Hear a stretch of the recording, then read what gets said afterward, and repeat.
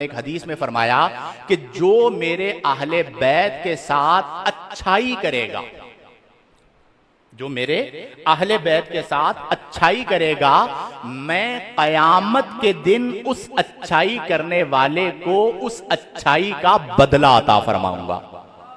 تو آج دنیا کے اندر بہت سارے لوگ ہیں جو سادات ہوتے ہیں، ہمارے ساتھ رہتے ہیں، ہمارے محلے میں رہتے ہیں، تو ہمیں اس بات کی حیا کرنی چاہیے کہ یہ جو سادات ہیں یہ کس کی اولاد ہیں؟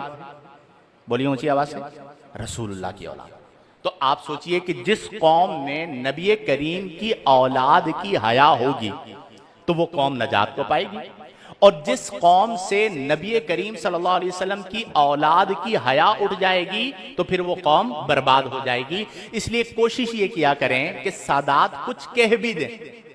ایسا ہوتا ہے نا بعض اوقات، ہمارے ساتھ تو یہ ہوتا ہے کہ علمی اختلاف ہو جاتا ہے، تو بعض اوقات جو میرا رد کرنے والے ہیں وہ سید صاحب ہیں علمی طور پر، تو میں بہت کم ایسا ہوتا ہے کہ میں جواب دوں، میں جواب نہیں دیتا، بالعموم اپنا موقف بیان کر کے میں کنارہ کشی اختیار کر لیتا ہوں۔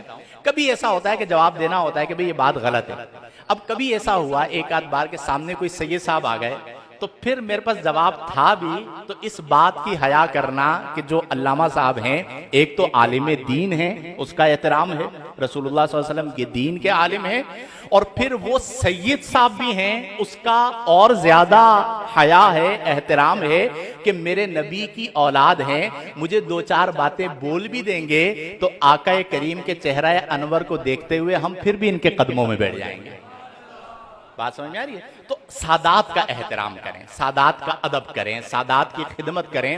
اللہ نے سادات کے احترام میں بڑی برکت رکھی ہے، اور اگر آپ نے سادات کا احترام دیکھنا ہے، چونکہ دیکھیں یہ یاد رکھیں، کہنے اور کرنے میں فرحان بڑا فرق ہوتا ہے۔ کہنا مشکل ہے، کرنا آسان ہے، یا کہنا آسان ہے، کرنا مشکل ہے؟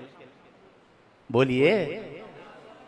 ہم سب کہتے ہیں، کرتے نہیں۔ اگر ادب سادات دیکھنا ہے تو وقت کے